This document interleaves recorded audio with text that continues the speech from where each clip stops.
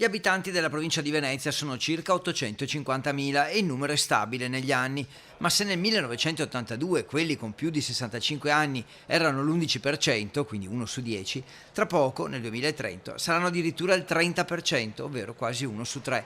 Ciò significa che mancheranno 165.000 lavoratori e l'economia veneziana rischia un brusco stop.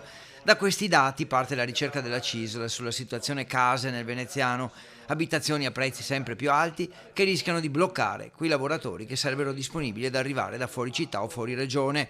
Qualche categoria, infermieri e insegnanti, sono gli esempi della CISL.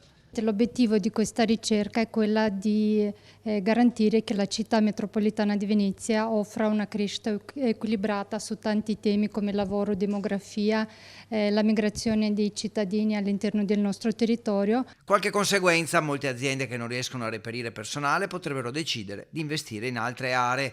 I servizi sarebbero sempre meno efficaci per carenza di organici e l'intera economia territoriale tornerebbe indietro, diminuendo le entrate per i comuni per sostenere il sociale e i servizi. La casa diventa un elemento abilitante perché? Perché molti altri paesi del nostro continente operano nella ricerca di professionalità nei vari territori, offrendo non solo un lavoro, ma anche una soluzione abitativa e una soluzione per i trasporti. Noi rischiamo di rimanere indietro, di continuare a vedere il nostro territorio invecchiare e, ahimè, vedere le aziende che chiudono per mancanza di personale. Le proposte della CISL sono molte, le più immediate: alloggi accessibili per fragili e studenti, recuperare i vecchi capannoni industriali e poi utilizzare l'uso foresteria.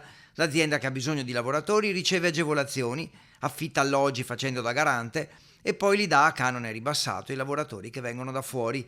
Infine incentivi e agevolazioni fiscali per bloccare la fuga dal centro storico di Venezia.